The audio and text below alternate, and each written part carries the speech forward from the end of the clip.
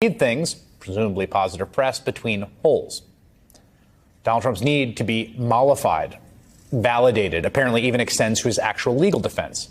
So today is to keep him occupied during the proceedings. The guy was president of the whole country.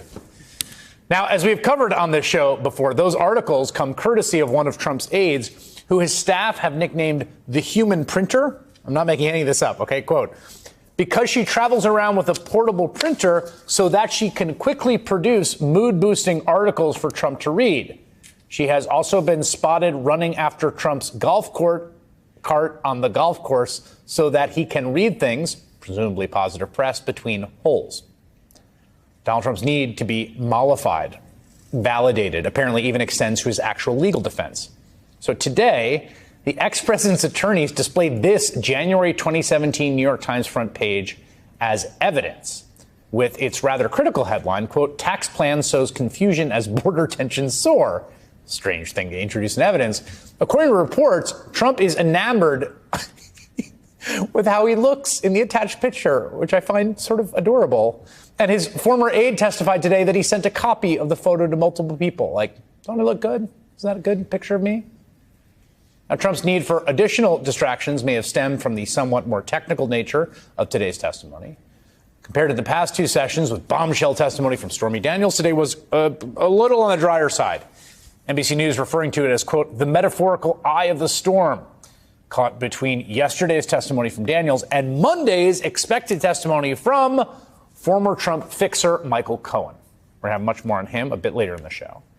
Much of today's proceedings was so run-of-the-mill that many reporters spent part of the day on a rather particular fixation with something stuck in Donald Trump's hair. Our eyewitnesses in the courtroom noticed what looked like a piece of ribbon affixed to the back of his head. For what it's worth, Maggie Haberman reported it was a particularly dark spindle of hairspray.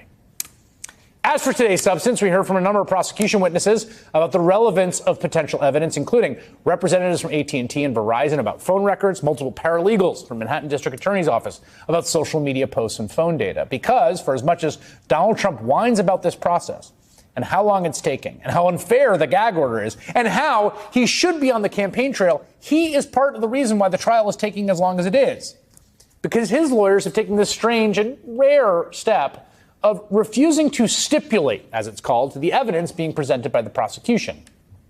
As the Washington Post explained last month, quote, in many court proceedings, opposing lawyers stipulate to basic facts to avoid wasting time on minor details that aren't really disputed. On Trump's legal team, a decision was made to stipulate to nothing and fight over everything. But because, of course, Trump's tactic of choice has always been to delay things as much as possible so he can return to the White House and immediately make his legal woes disappear. Joining me now are two people who watched this unfold at the courthouse today. Suzanne Craig, an investigative reporter at New York Times, who's been covering the trial, as well as Robert F. Kennedy's brainworms. And Christy Greenberg served as a federal prosecutor for the Southern District. You just had to. I had to get it. Yeah, it's okay. It's one of the best scoops I've read recently. Okay, so can we start on this? You're a lawyer, and I want to start on this weird process thing because that dominated much of today. You've got this sort of, we've seen this before, essentially custodial testimony, right? This record is what it purports to be, and I can tell you that because I'm the paralegal who did it, or I'm the person who transcribed it, right? Why is this necessary again? Okay, so you have to be able to show kind of that there's a basis to have this evidence be admitted. And usually that's a thing where, again, if it's something like phone records, there's usually not really a dispute that this phone called this number at this time and this is how long the call lasted for. These are usually like pretty basic facts that everybody can agree to.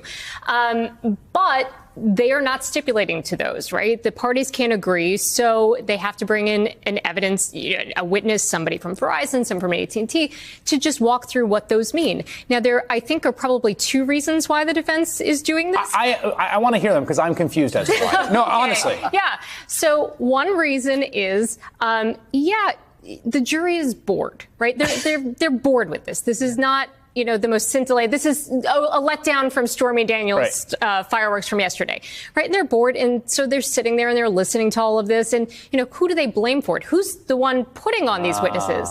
The prosecutors. So these are the prosecution's witnesses. Yeah, and because they have to, because the defense is making them. Right, but the jury doesn't know that the defense is. The jury doesn't know what a stipulation is. Like, the jury doesn't know that in usual cases these kinds of things aren't put on as evidence. So they're like, the prosecution, they're kind of lumbering in their case. That's one. Two, it actually seems like the defense attorneys were really questioning the witnesses. Like, they weren't necessarily agreeing everything was what it would said. Like, well, couldn't this just, this call, couldn't it just be a pocket dial? And it says so they're trying to raise seconds. actual doubts about it. Yes. They really did like, today. This says a minute, but really that could be 15 seconds, and it's rounded up to a minute. And that's how it works, right? And like, they're trying to and you have this call number calling this call number, but you don't know who's behind each of these calls, right? So there's actual substantive doubt sowing. Correct. So they